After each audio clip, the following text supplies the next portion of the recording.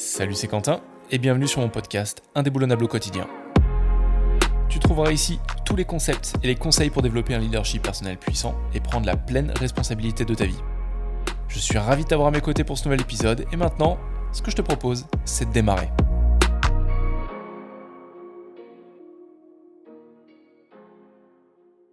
Si tu veux réussir, il faut absolument que tu fasses preuve de discipline. Ça, c'est un mythe que j'ai vraiment envie de faire tomber aujourd'hui, car il est totalement faux. Alors, il est faux, mais il y a un petit paradoxe là-dedans.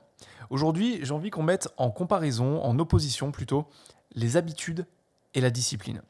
Car il y a une petite pépite à l'intérieur de ces deux mots, qui pourtant ne sont pas du tout sexy et qui nous rebutent la plupart du temps, qui vaut vraiment la peine d'être enseignée, d'être apprise et que toi, tu intègres dans ton état d'esprit, dans ton mode de fonctionnement. Et cette nuance, elle est là. C'est pas que les meilleurs font preuve de discipline, c'est que les meilleurs paraissent ultra disciplinés, car ils ont de bonnes habitudes. Alors je sais, derrière le mot de la discipline, il y a cette idée de on se flagelle, on se punit si on ne réalise pas quelque chose, on est hyper carré avec soi-même, quitte à se couper du bonheur, quitte à se couper des bonnes choses de la vie. Et derrière les habitudes, il y a cette idée de routine, de choses qui vont se répéter, de choses qui t'embêtent, et c'est clairement quelque chose que la majorité des personnes essaient de fuir au quotidien. Pourtant, les secrets du bonheur, du bien-être, de la performance, de la réussite, quelle qu'elle soit, c'est quelque chose qui est vraiment propre à chacun. Il se cache derrière cette capacité à utiliser correctement la discipline pour mener à de bonnes habitudes. Car en fait, le secret, il est là.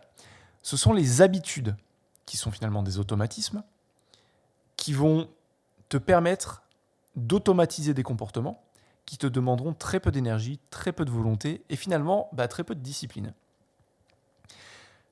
Pour bien démarrer une bonne habitude, quelque chose que tu veux créer, quelque chose qui va t'apporter vraiment de la valeur, qui va t'apporter du bien-être, qui va t'apporter de la performance, qui va te permettre en fait de mieux vivre au quotidien, ça va se passer en plusieurs étapes. La première, c'est que d'abord tu dois choisir une seule habitude, celle qui vraiment à l'instant T va le plus changer ta vie. Ça sert à rien de courir plusieurs livres à la fois, c'est le meilleur moyen de se planter. On est très mauvais en multitasking, toutes les études scientifiques et psychologiques le montrent. Le plus simple, c'est vraiment de se focaliser sur une chose à la fois. Et une fois que tu as choisi cette habitude, là, tu vas devoir faire preuve, c'est l'étape 2, de beaucoup de discipline. Mais attention, vraiment pendant un instant donné. Les 60 à 90 premiers jours, souvent, ils sont cruciaux quand on cherche à changer d'habitude. Alors bien sûr, là, je te casse l'idée des 21 jours, c'est une idée préconçue.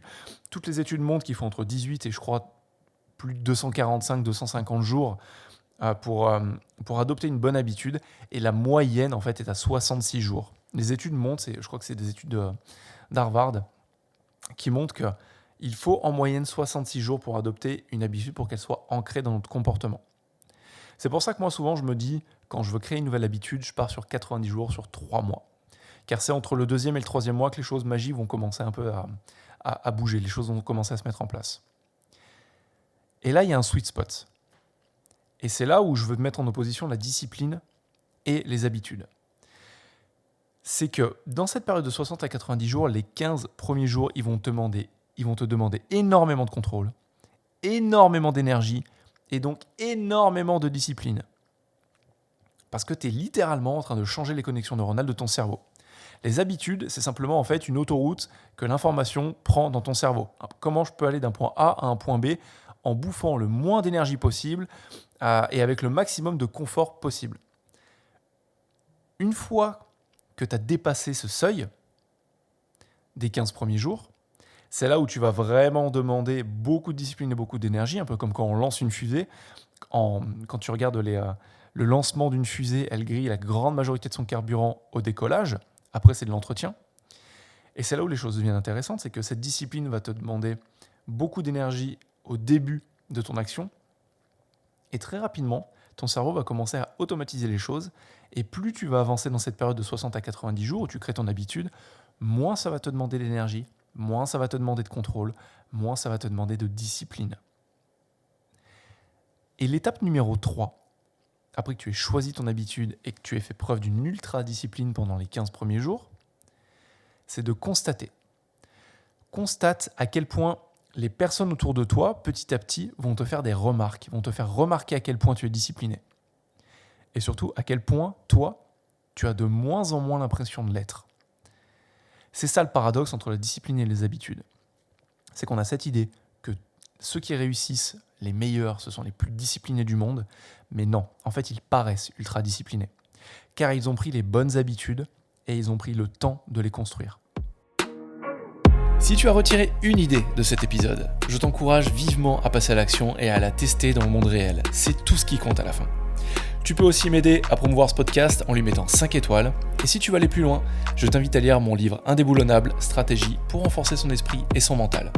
Ou bien te rendre sur mon site internet quentinvillard.com où tu trouveras différentes ressources offertes comme mon training de 7 jours, Devenir indéboulonnable, pour optimiser ta productivité, ta concentration, ton stress et ton efficacité en général. En attendant, je te souhaite une merveilleuse journée.